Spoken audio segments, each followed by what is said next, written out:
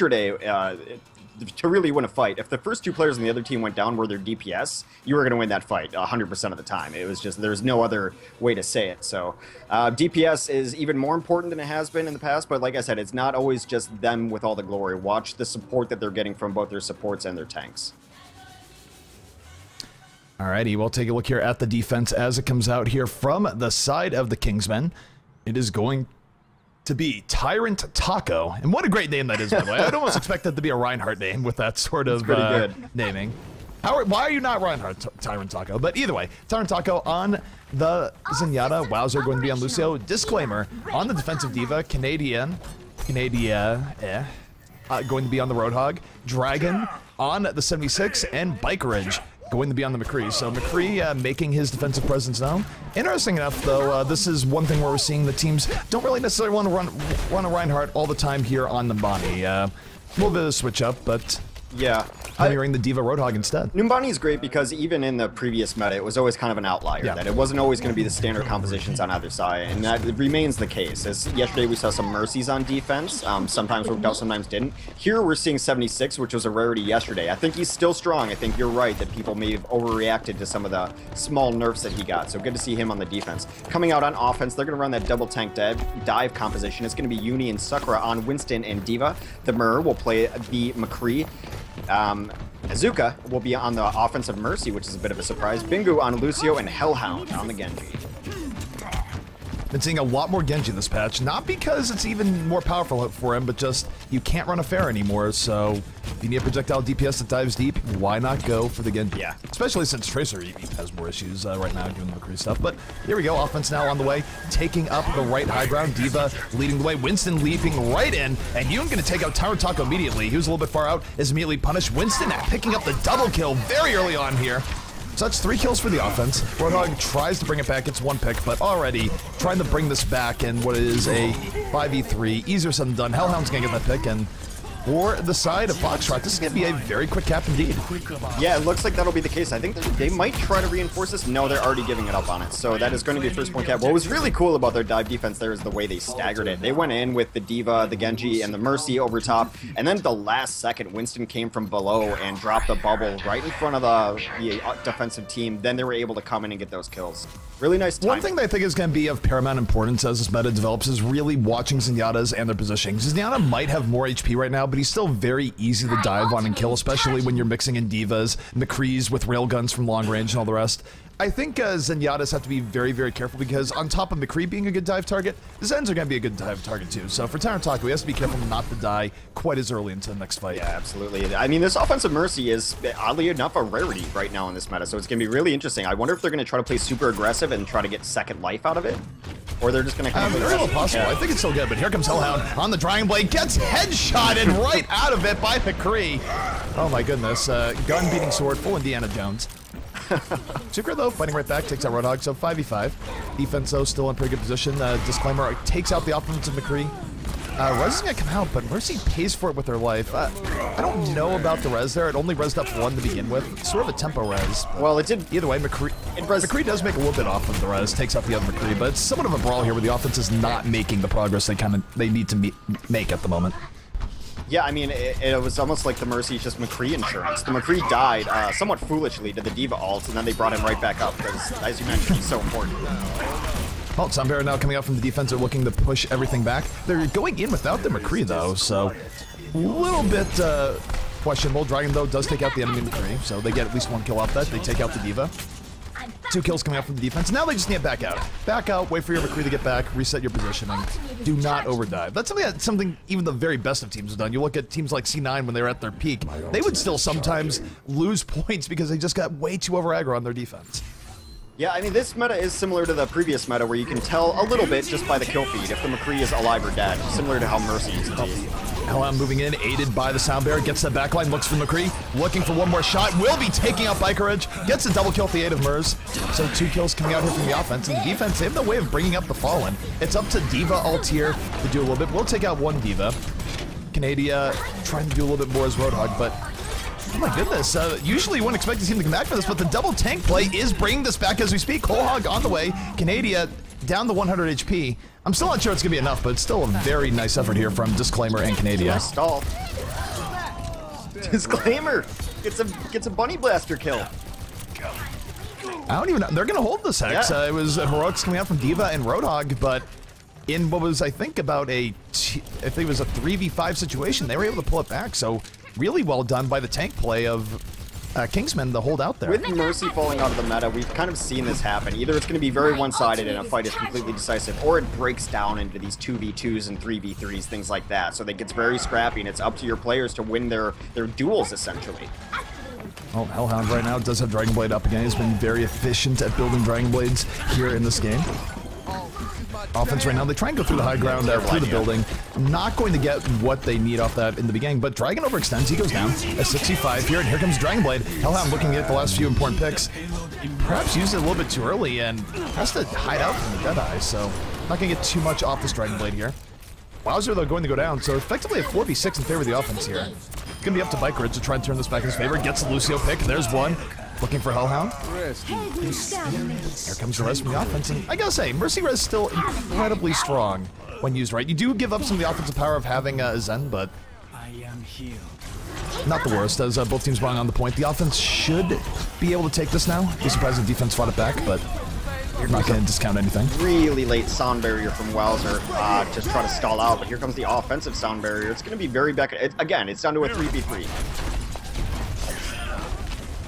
Around take out this guy. One thing I'm going to say, and looking at player performance right now, the Mur has not been having great success on McCree here thus far. It's been a very quiet game from McCree. In fact, he just swapped off on the Reaper as I was mentioning that, so this might be a first. We have a period in time here where a team is not running a McCree. It's probably just waiting for a Hellhound to use this Dragon Blade, then he'll switch to McCree. You have to think, maybe. Right? You would think that they would put someone on McCree here, but maybe not.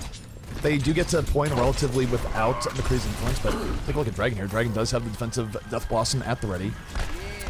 See if he can make use of this here in the next fight. The offense just moving with the payload. Not going for anything too crazy just yet. Speed boosts out. Here comes Dragon going right to the back line. Here comes the Death Blossom. Takes out one. Gets two. Give me a double kill for Dragon, but the D.Va explosion coming right back. Takes out two in turn. Still more momentum in favor of the defense here.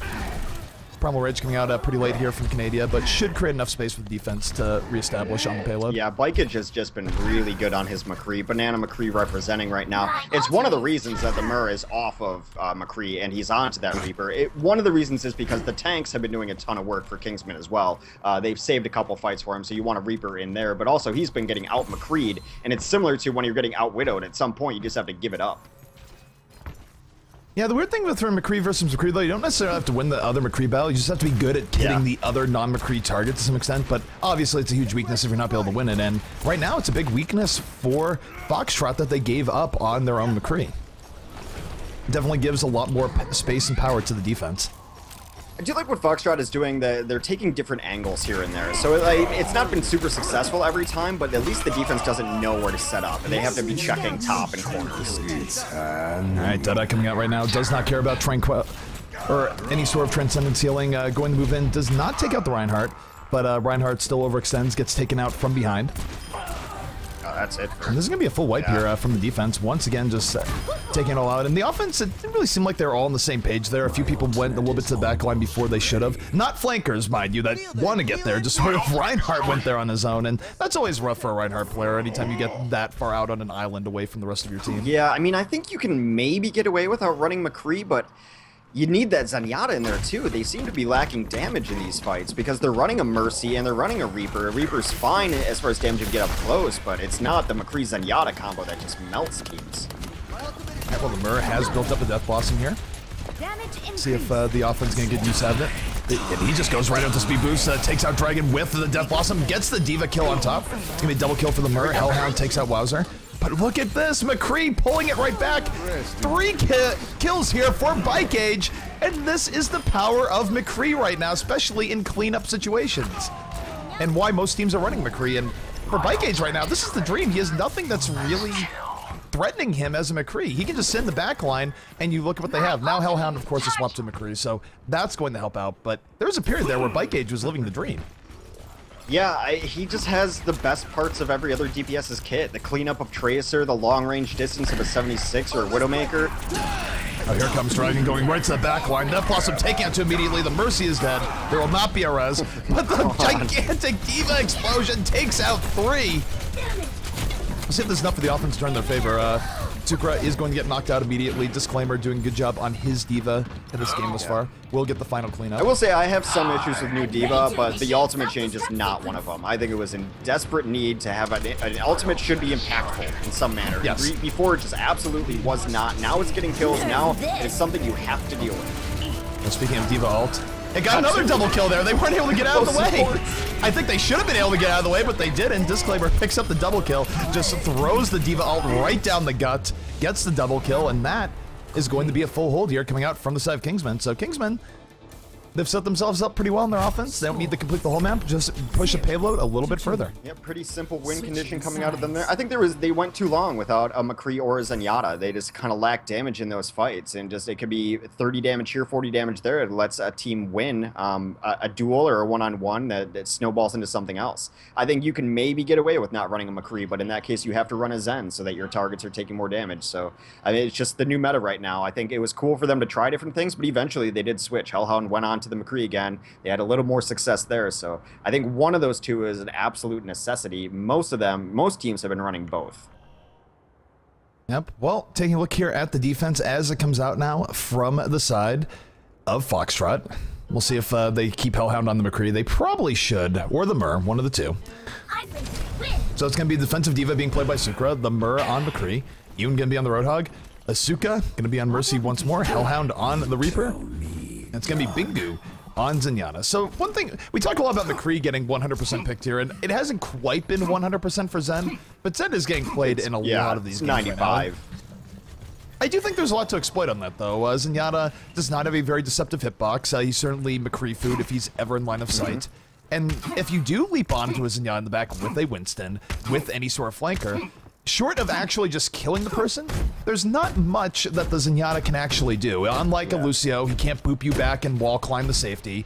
He can't Guardian Angel to someone else like a Mercy. So Zenyatta and Ana are both in the sort of class of not mobile, but more damage-oriented supports. But you can exploit that. I think teams will get better at that as they readapt to Zen being in the meta once more. Yeah, I think that's going to be up to Canadia on his Genji here to try to get to the backlines. He's the only remaining backline hero in the meta right now. Bike is just going to play McCree again. Why wouldn't he? Tyrant Taco and Zenyatta. Disclaimer will play D.Va. Wowzer again on Lucio. Dragon on the offensive 76, so a single tank composition coming out here.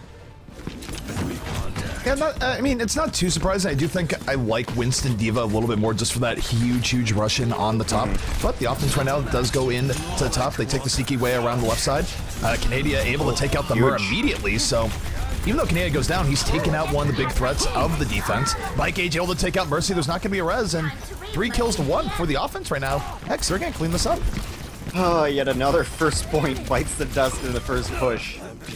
It is nearly unexplainable. I mean, yes, the offense is winning the fights, but I'm still kind of at a loss of why they're losing fights so hard on the defense. This has been across the board from yesterday, today. I think maybe it's also the initiation factor. It's clearly something to do with initiation, but it's also just, it's been across skill levels. We saw We United, who won the weekly, actually fall on first point to a bunch of teams that are way below their pay grade, so I don't know. I mean, it doesn't feel like defense has changed dramatically in that way, but right now, I mean, results have been showing that first point defense is pretty darn hard in this patch here. Yeah, I really like what they did there. If you're going to run that composition, though, they take the back way around. That gets you high ground anyway, so you don't need the Winston initiation. So clearly, they had a plan for this specific composition. It worked out well for them. Alrighty, well, the defense right now reestablishing here. Usually defenses will establish here on this bend. That's where they try and make their stand. The offense, though, pretty good shape. Canadia does have Dragon Blade at the ready. Bike Edge gonna open up here with the Deadeye. Start this out. Gets the double kill immediately. Supports. And the Myrrh able to fend off the Genji, but that Deadeye damage, might be too little too late. 4 kills here for the offense. Only the Myrrh taking out the Genji, so you stop Dragon Blade, but your team has died around you. Not much more you can do about that. Disclaimer, Zero Suit D.Va has been doing work. He gets yet another kill on his Zero Suit D.Va, a retreating Genji, no less. It always just feels bad. Offense right now being highly aggressive. Look at Bike Age, he's just looking for the Zenyatta pick, and almost got it. Those shots were very close to landing. Zen hitbox pretty easy to hit. And Zen, you just have to be very careful while giving line of sight right now, just because of how much McCree can't punish it. Offense, though, moving forward. D.Va ult going to be making more space. Takes out 2 people once more. These D.Va ults seemingly unstoppable in the early rounds. I feel like they should not be getting the value they're getting, but they either way, we have Fight Cage with the Deadeye in the back. Gonna take out another 2 people. Didn't even matter for the course of the game. They got to payload anyway, so that is going to be the Kingsmen moving on to the round of 64. But will they meet their match against MVP Space? A team from Korea leveling up as we watch them, trying to bring some of the best in Korean gameplay to NA shores. Yeah, that was that final D.Va ult in the previous side of the map. It was weird there, though. They rezzed to try to save the game, and then everyone just bailed. And they were on where they needed to be to defend. Strange play. Epic. Thanks for your support. I have not heard that all that often, just because I haven't been in games with D.Va all that often where she gets 5 upvotes. All right, so Poro saying hello, how are you? So we're going to get him in here in the next round. We're not even taking a break, guys. We're just going right into the round of 64. We know that Twitch chat abhors, they might abhor Overtalk a little bit, but they abhor a timer even more. You know, it's like some people actually miss Overtalk, though. So, like, when we go to timers, people are like, bring back Overtalk, and then when other streams are on, like, countdowns, they're like, I wish there were people just talking about Overwatch, so maybe it's facetious. I don't know. I feel we keep it, keep it mildly entertaining. I feel like we've gotten a little bit better at Overtalk as time goes on. I mean, we have storylines about, you know, weird things that you and I do. Yeah. We've talked about different things that you like seeing. So, I mean, at some level, I mean, we've filled the time a little bit, even when not talking about Overwatch. But for now, I want to talk about Overwatch. MVP Space going to be here in the next game against the Kingsmen. Kingsmen definitely looking pretty decent for parts of that. I thought the McCree play wasn't too bad coming out here from the side of Bike Age. Well, do you have Canada on your friends list? Because we could just make a new lobby, because otherwise we have to kick everyone. I'm totally down with kicking everyone right now. Oh, they're leaving. Actually, they're just leaving, so we're good. We're in the lobby. MVP Space should be here in a moment. I'm only disappointed by MVP Space right now that they haven't immediately joined. Oh, yeah, that's right. With just the most ridiculous of coordination. That was actually just ridiculous. I'm glad we had it on the lobby screen last week, because when MVP Space joined, I mean, they all joined immediately. It was almost like it was practiced. It was pretty awesome. Yeah, I mean, now that it's like timed up pretty perfectly. There we go. And so it's been like a second between each. Yeah, not as good as last week. Last week they had like